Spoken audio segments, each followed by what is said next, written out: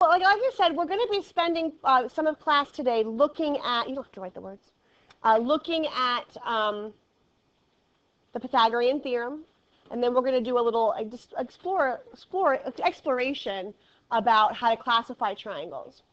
So I asked you to draw the picture on this problem. You don't have to write all those words, but let's read it to make sure we understand the picture, okay? It says the Hubble Space Telescope orbits 600 kilometers above the Earth's surface. So when you look at the picture, do you agree with where the 600 was placed? It's above the Earth, right? So 600. It says the Earth's radius is about 6,370 kilometers. What's a radius? Halfway through the circle, starts at the center, and it goes to the outside of the circle. So this right here is a radius. Do you agree that it's labeled correctly? Okay. Is there another radius in the picture? Yes. Isn't this also a radius? And aren't all radii the same? So let's label it on our picture also 6,370, because we know it too is a radius. Okay, let's keep reading. Use the Pythagorean theorem, and by the way, on your quiz, I'm probably not going to say those words. You're going to have to know to use it, okay, to find the distance x from the telescope to the Earth's horizon. Horizon just means flat out. That makes, I don't know a better way to say that. So let's take that picture. We have the Earth round. We can label where the telescope is. The telescope is out here. Do you agree? Up above the Earth somewhere. And what kind of a triangle do I have here? It's a right triangle. So let's draw the right triangle kind of off to it by itself here with the numbers that I need. Okay, so we're going to draw the right triangle. Which number will I put on the hypotenuse? Remember where the hypotenuse is. It's across from the right angle. So what number will I put there? Carter? So when I add those, what do I get? Yes. Are there any questions about where that number came from? Because the entire hypotenuse is in fact that. So I needed to add them together. Do you agree? All right. So now I want to label the legs of my right triangle. And again, it doesn't matter which leg I label. They're just both legs. The hypotenuse is the longest side. So one of those is an X. What's the other one? What's the other leg, Bradley? What would you get? Yeah, perfect. I agree. So knowing what you learned last class, what would I do to find the X? Pythagorean theorem, right? I have the sides. I have a missing side, so I'm going to plug them into here. The biggest question is which one is C? The longest side, right? The hypotenuse. So I'm going to put this. Now I'm going to get some big numbers here. That's okay. So let's plug in what we know, and let's see if we can't solve using the Pythagorean theorem. So I'm going to pause the recording. I want you to use your calculator. I want you to tell me what your answer is. So I'm going to use my calculator here to be able to square these pretty large numbers. So I'm going to go ahead and find 6,970, and I'm going to square it. And I get a pretty big number. I'm going to take 6,370 and square it, and I get a pretty big number. So I'm just going to translate those. So I get 4 million, I don't even know, 485, 485, tell me what it was. I don't know how my calculator went away. Thank you. And then what about the 6,370?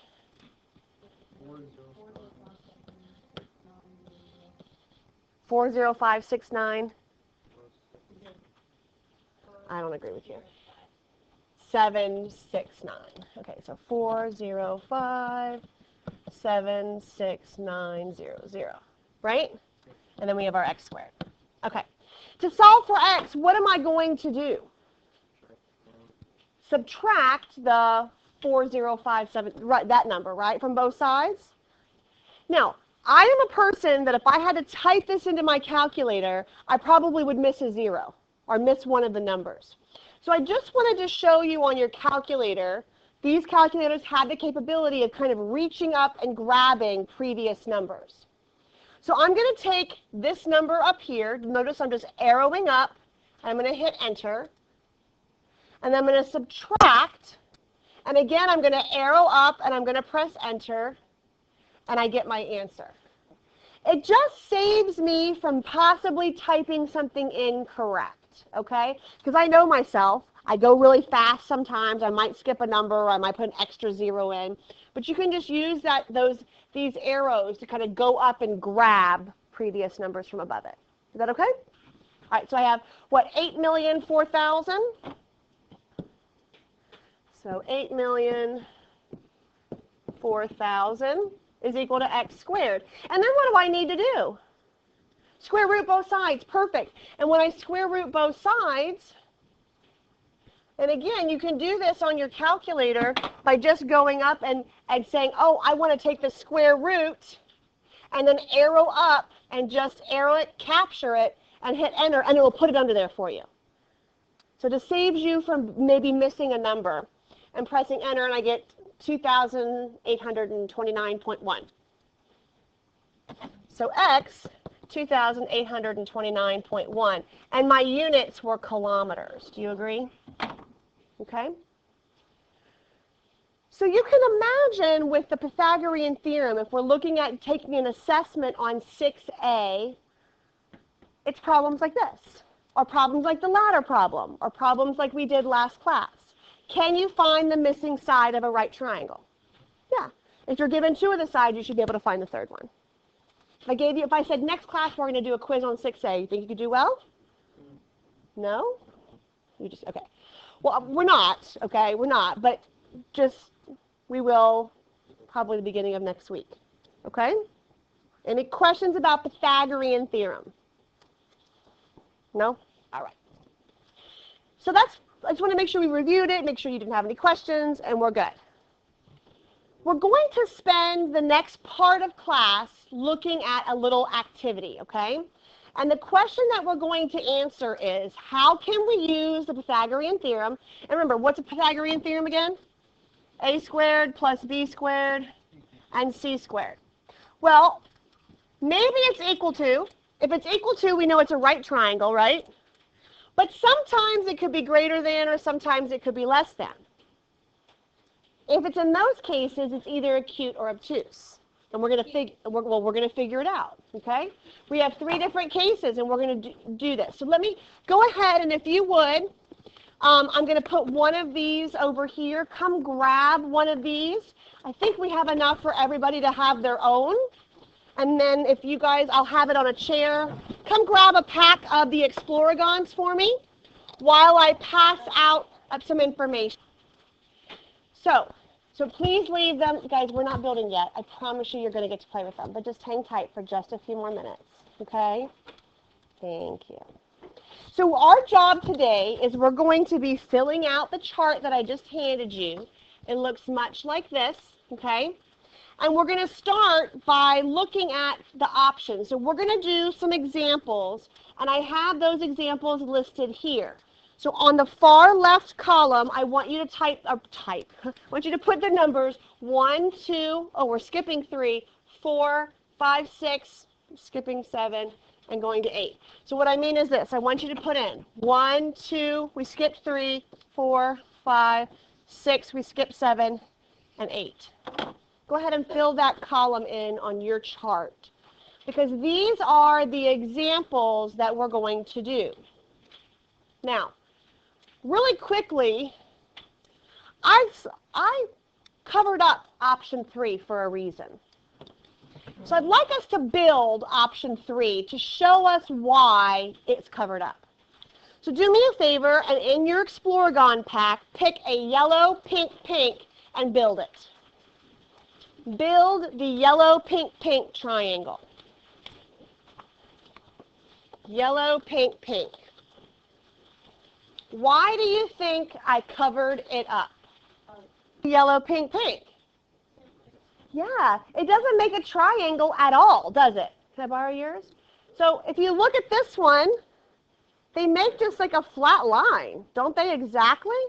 The two pinks together make a yellow. They don't even make a triangle. Well, if we look at these numbers, look at the two pinks. Pink is 5 centimeters. What's 2 of pinks? 5 plus 5 would be 10. Well, look at the yellow. It's 10. Doesn't that make sense? 5. So remember how we did this before. What has to be true about the two smaller sides in order to make it a triangle? The two smaller sides has to be greater than this one. Remember that? We did this a couple months ago. Okay? So it doesn't make a triangle. And we can look at the numbers and make that decision too. We'll look at that again in a few minutes. So I've covered those up. The rest of these do make a triangle. I'd like to do the first one with you so you know what we need to do to fill out the rest of the chart. So let's all do example 1. Can everyone make a purple, yellow, green triangle for me? Purple, yellow, green. Go ahead and build a purple, yellow, green. So first thing you should notice that it does make a triangle. Do you agree? 100% makes a triangle, purple, yellow, green. What kind of triangle does it look like when you created it? It is, actually. So it looks like it's a right triangle. So you want to fill that in. You need to look at the triangle first before you do anything with the numbers and decide, is it a right triangle, an obtuse triangle, or an acute triangle? Let's just refresh our memory. If it's an acute triangle, all of the angles are what? Less than 90. Okay? If it's a right triangle, what's true? One of the angles is 90. Do you agree? If it's an obtuse triangle, what's true? No, they all add up to 180.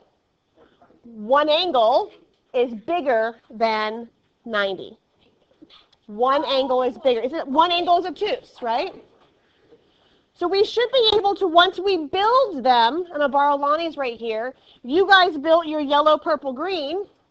So we know that our yellow, purple, green, our option 1 here, is a right triangle. We are going to also need to fill in some numbers here. And where do we get the length of A, B, and C? Looking at your triangle, which one is C? What color? The purple, because it's the hypotenuse. Do you agree? So I'm going to come up here and I'm going to say the purple is 12.24. So I'm going to square 12.24. And I'm going to put that number in here. So go ahead, you need a calculator at this point, and you should be squaring 12.24. Go ahead and round it to the nearest whole number, okay? So about 150. You with me so far? Are we okay? So now we need to figure out our A squared and our B squared. Well, what colors are the A and the B? If we're looking at our red, purple, green, the purple was our hypotenuse, so the other two would be, so we're going to look at yellow, which is 10 squared, and green, which is 7.07 squared. So 10 squared and 7.07 squared, and we're going to add those together. So you have calculators to do that, and we're literally going to type in 10 squared plus 7.07 squared. Oh, I didn't put, what did I do wrong? I forgot the decimal, right? Or I skipped over it, so I knew that was wrong. Let's try it again. 10 squared plus 7.07 squared. Again, round to the nearest whole number, 150. So when I add them together, I get 150. In this column here, you're going to choose an inequality or an equals to. You're going to compare these two numbers. Aren't they equal to each other? Well, we know that. We know that the triangle's right because c squared should equal a squared plus b squared. That's the Pythagorean theorem, right? I will tell you that all of these cases that you're building, you will have two of each. Two acute, two right, and two obtuse. So I want you to go through each of these cases, build them. Here are the numbers that you will use for your a squared, your b squared, and your c squared. And then I want you to fill in your chart. Okay? So go ahead and take some time. While you're doing that, I'm going to come around and show you your quarter and semester grades.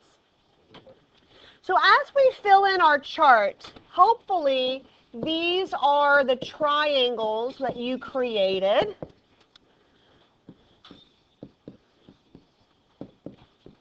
So double check that you filled these in correctly and that when you made those triangles, this is what you got.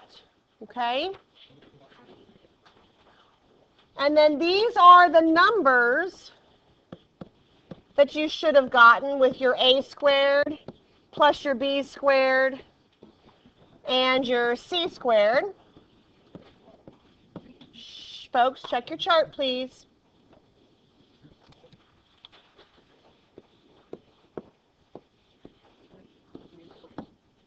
Okay? So once we have our a squared plus b squared, and then we have our c squared, we're going to be doing some comparisons. We have one where the 2 added together is bigger. Oh, another one where the 2 squares added together is greater than the third side. Uh-oh, now we're going the other direction. Here we have that the longest side squared by itself, c squared, is bigger. We have a case where it's equal to.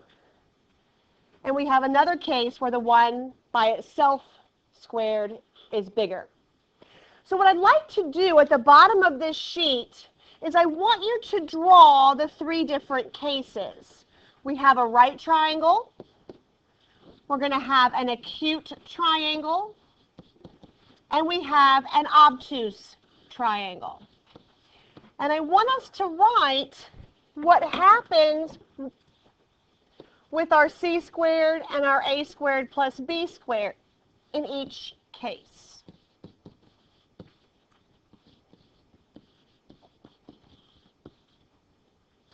So what we're doing is we're deciding, remember c is always our longest side. When I square it and I compare it to the squares of the other 2 sides, what's happening? Well, we know what happens in a right triangle. Look at your chart. Look at the pattern. What happens? Is it greater than, less than, or equal to? Yeah, they're the same. Isn't that just the Pythagorean theorem? We know that. A squared plus b squared equals c squared in right triangles. So I know that. Now, the converse of the Pythagorean theorem says, if these things happen, then it's a right triangle. Well, what if it's not equal to? Look at your pattern for acute and obtuse. What's happening in the acute situation? Look at your pattern that you created above. If they're acute triangles, if we look up, in the acute situation, which one was bigger? The sum or the ones by itself? The sum. So I know that the sum was bigger. Remember that the alligator eats a bigger number, right? We were talking about that earlier. What about in the obtuse case? Right, it's the one that's by itself. The c squared is bigger. Would you agree? Good. So what I want us to do is I'm going to hand back to you what you started with the sub in a few minutes. And we're going to be given cases like this where you're going to have to be able to answer these questions, classify these triangles. And it's a 2-step process. So if you want to, write on the back of this sheet, example 2, example 3. Okay? These are our 2 examples. we're going to classify, these are three possible sides of a triangle, 2, 4, and 6, and 2, 8, and 7. And I want us to decide what kind of a triangle, or even if it's a triangle at all. Okay? So it's a two-step process. So you should be writing this down for me, Zach. Step 1. The first step is it a triangle at all? So is it a triangle?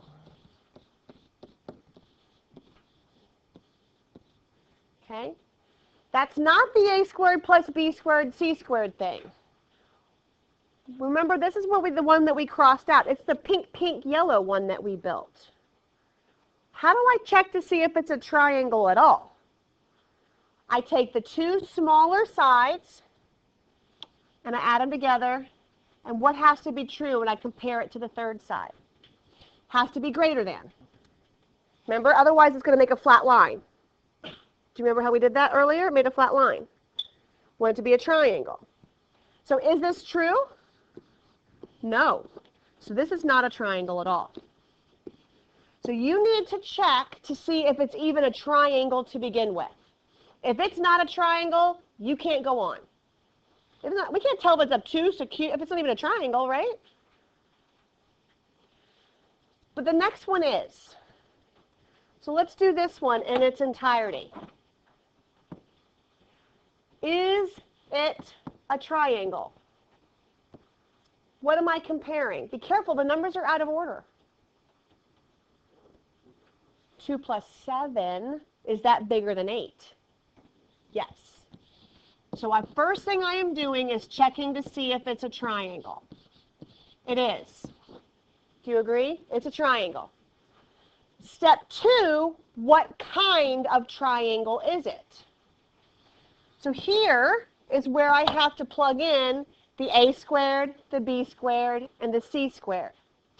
Which number is c in this example? It's the biggest one, right? So I'm going to say 8 squared, and I'm going to compare it to, I'm going to plug in an equal to, greater than, less than, I don't know, 2 squared plus 7 squared. Make sure you know where those numbers are coming from. Are we okay? Okay, let's keep going then. What is 8 squared? 64. Good. And then I have 4 plus 49. What's 4 plus 49? 53. And 64, which one's bigger? The one by itself, the c squared. So tell me what kind of triangle that is. Obtuse. Very good. So I'm going to hand back to you. Remember with the sub that you guys did the first 3 problems, or the first 4 problems but didn't do the last 2? I'm going to hand those back to you now, and you're going to follow this 2-step process. I want to see the math. Okay? Show me, is it a triangle? Yes or no? And then if it is a triangle, tell me, using the Pythagorean theorem, or the converse, whether it's greater than, less than, or equal to, what kind of triangle it is. Are we okay? Anybody not here last class? So once you're done with these, I want you to turn them in. Okay? I'm starting off the quarter with this is our first grade. Okay? We're also going to look at the radical review, which some of you turned in with the sub. I'm going to give it back to you because some of you I see didn't do what I was asking. Okay? So can I have everyone pause where they are? Some of you are done, some of you are not done, just so that we can all be on the same page, just for a quick minute. I'd like to talk about reducing radicals because sometimes you get a decimal and that's not what I want in this case. Okay? So can everyone just look at these 2 examples because I'm going to hand these back to you. If you have decimal answers, you need to fix them. And there are several of you that do. When I look at the square root of 225, if I typed into my calculator the square root of 225, what number do I get? No decimal at all, right? I just get 15. Do you agree? And that is the answer. Because 15 times 15 is 225. You agree? Try the square root of 486. Yeah, I get a decimal, don't I? Okay? I don't want that decimal answer. If it says reduced radical form, that means no decimals. Okay? So what I'm looking at here is that we're going to do a factor tree. What are two numbers that go into 486? There's a bunch of them. Not the prime numbers. Give me some other numbers. You have calculators. Try them. Emily, what'd you get? 54 and 9. Perfect. Okay? It does not matter what two numbers you pick as long as they work. There are lots of options. Would anyone have started with 2? Like 2 and something? That's fine. Okay? But we just need to keep going. 9 is what? What two numbers go into 9? 3 and 3. That's a pair, so I'm going to circle it. When I talk about reducing the radical, if it's circled, one of those numbers comes outside. We okay so far? What about 54? What two numbers go into 54? 2 and 27? Let's keep going. 27, the 2 stays along for the ride, by the way. What two numbers go into 27? 9 and 3. Let's keep going. The 3 and the 2 stay along for the ride. What two numbers go into 9? 3 and 3. Oh, I got a pair. It comes outside again. What is left where does it go? Inside the radical, and I am going to multiply those.